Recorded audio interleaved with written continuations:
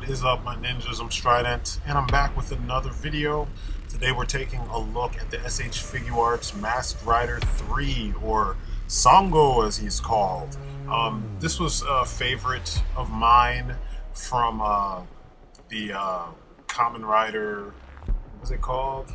Superhero Tyson Grand Prix, I think it was. And then he was also in this like video diary drama thingamabob with him, Fies, Zeronos, and who was the other guy?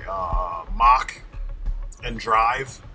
It was kind of a cool story, but I mean, it was just so that you kind of had an idea that this guy was somewhat badass, and you know where he came from, and you got to see him one last time. But anyway, even though he's only shown up in 2 things, at least that I've seen, I really enjoy this design, and I think it fits really well into the Kamen Rider mythos. I mean, at first you feel like he's a little bit advanced in comparison to Ichigou and Nigou, but I mean, that's the point. Now, his articulation and everything, the sculpt, just the overall feel of this figure, it's just like your classic Figuarts. So, you know, I'm not going to really harp too much on anything because they got everything right. I don't have any complaints. If anything, I'll have a couple nitpicks, and that's really it. This is another fine, I know I finished the review before I even started. It's just another fine entry in the SH Figuarts line. It doesn't have QC issues like the Star Wars series figures do, or like some of the Avengers figures do. You know what I mean? Some of the stuff that they were hurrying up to get on the bandwagon, he doesn't suffer from that kind of stuff. I think the figure was released a couple months after or maybe even a year after, I want to say it was months after the release of the, you know, Superhero Tyson GP. And I think that was a good thing, because that way we got the best figure we could get. But as usual, I'm going to take you on a little ride and show you the good, the bad, the ugly, the in-between, and yeah, sit back, relax, and just enjoy what I've got to tell you. I think for some of you, if you are on the fence, I can help sell it for you, or, you know, steer you away. So anyway, here we go.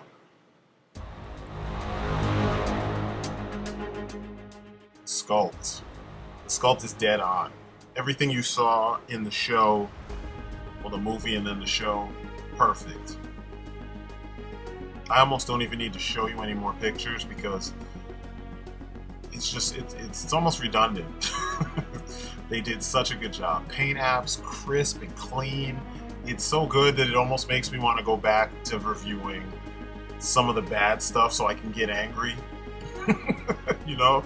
And I have a couple things that I'm going to review that I can get angry about so you guys can have some variety. But overall, it captures everything about Sangou that works.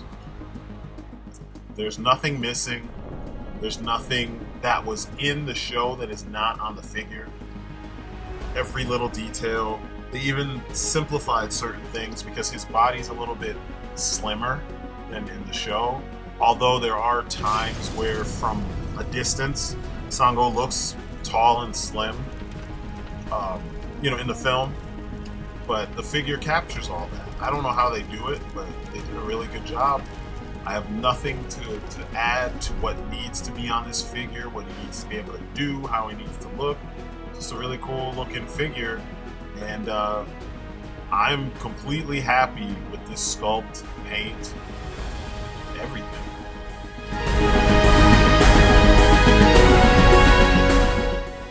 Articulation.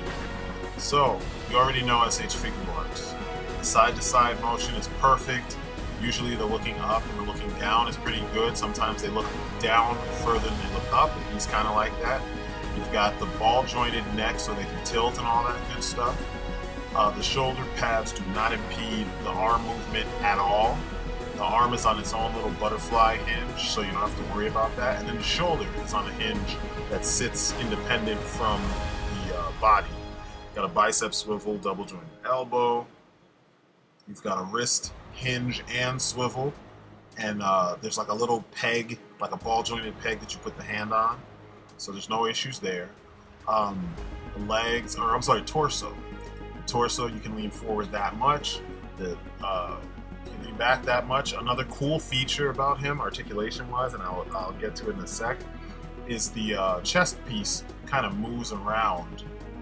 It allows for, you know, better forward movement and better backwards movement as well. So like, you know, as you twist his torso, or if you lean forward or lean back, you don't have to worry about it getting in the way. It will actually slide up and then drop back down when you stand him up straight.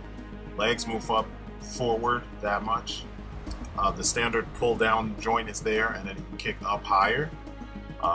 There is that's the lateral right there, and I think that's with it pulled out, so it's not too bad. Double jointed knee, the thigh swivel. You've got decent ankle movement. Point out that far, pull back that far, and then if you twist it the right way, you've got the pivot. So all in all, this dude's got pretty awesome articulation. There's not a single thing needed, you know, because there wasn't a pose that he got into in the film that I couldn't recreate. So, you know, once again, we're seeing that Figuarts has perfected articulation.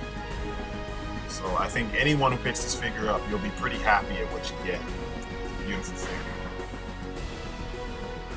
I had so much fun just posing this dude, fighting Ichigou. I don't have Nigou yet. For some reason, I always hesitate when it comes to buying Nigou because I feel like I'm just buying the same. I am buying the same figure with different color gloves and a slightly different colored, you know, green to him. But, you know, I will get around to it if I see him on sale or something like that. But it was so much fun just posing this guy, fighting him, because there's so much you can do with them. There's so many poses, so many subtle poses, like these stances once they come down from a kick, or like jumping over a sweep with a jump kick, and then Ichigou doing a quick sweep.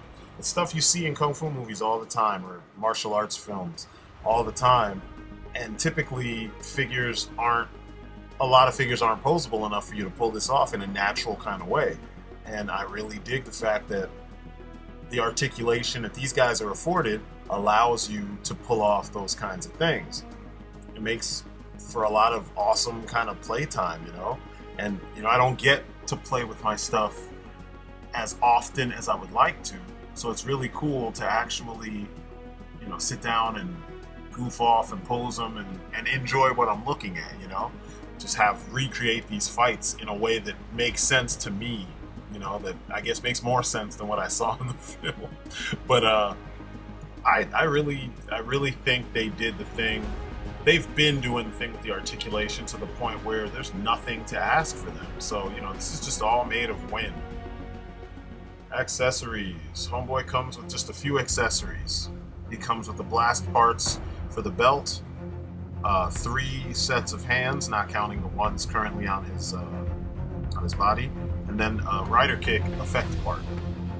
Every piece looks perfect. It's beautifully. If there's one area for me to complain, it's just the fact that he doesn't really come with much, but he didn't really use much in the film. The only other accessory was his vehicle. So I'm content with this. This has been a trend with a lot of the recent Figuarts. They come with just a few things, but when you actually sit down and think about it, they only used a few things. These were the hands for his little gesture, tightening his gloves, which is kind of funny because he's got shackles on top of the gloves, so those gloves aren't going anywhere.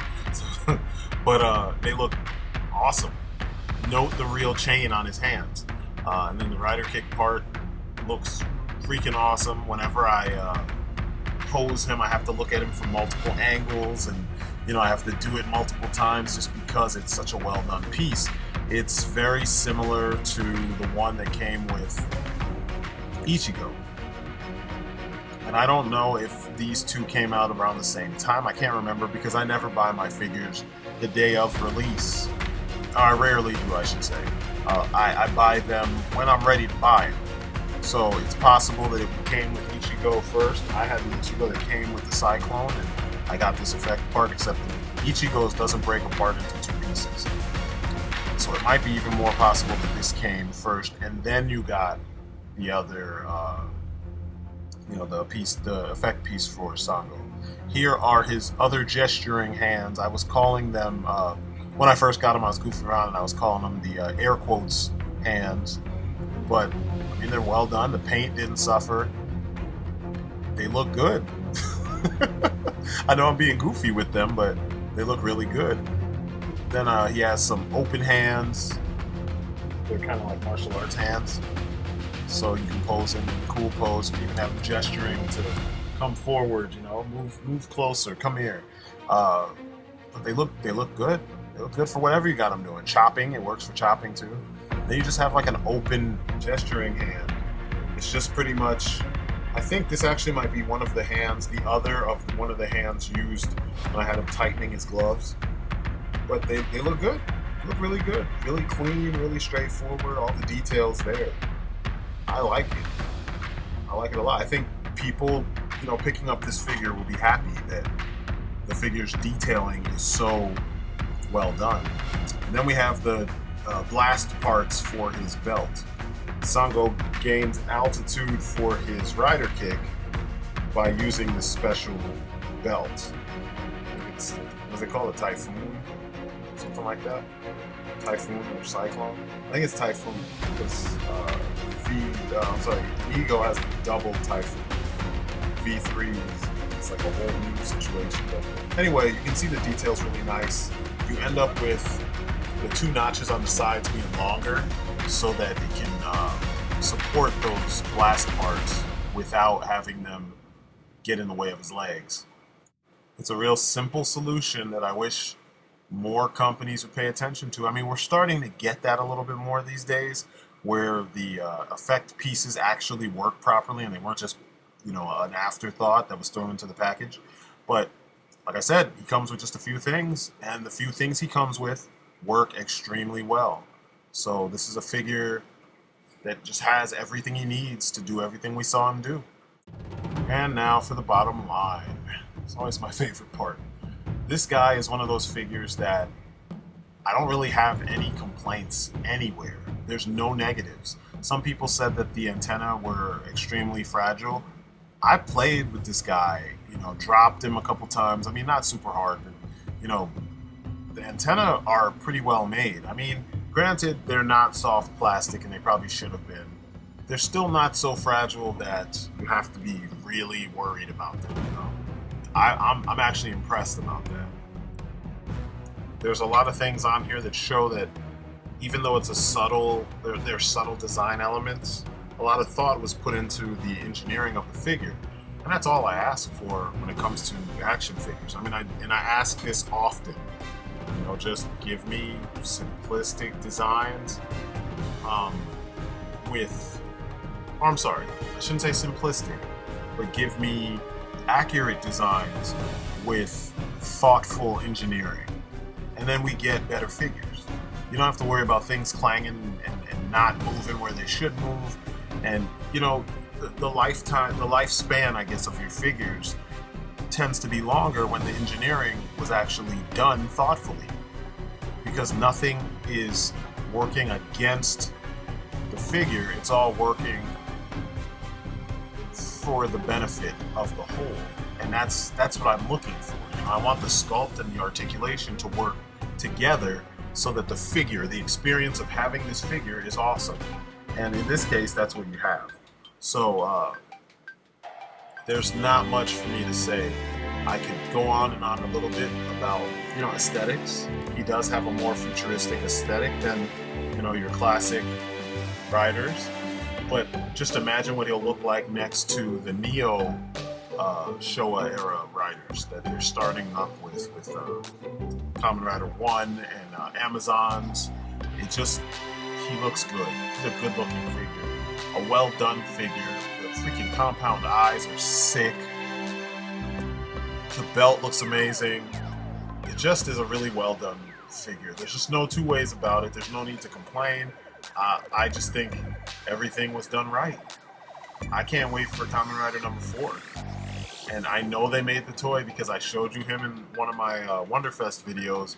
I want Kamen Rider number 4. I can't find him. I don't think he's out yet, but I would love to get that figure so I can complete it at 1, 2, 3, and 4. That'd be dope. It's kind of strange though, because it's almost as if they're counting Nigou as 1, and then V3 as 2, and him as 3, and then, you know, Kamen Rider 4 is 4, and they're ignoring Ichi-go altogether, you know? Like they're counting from redos. But anyway, my name's Strydent. You know how it is. This is my story and I'm sticking to it. This has been my review of the SH Figuarts Kamen Rider 4. And you guys have been great. So that's it for me. Peace outside.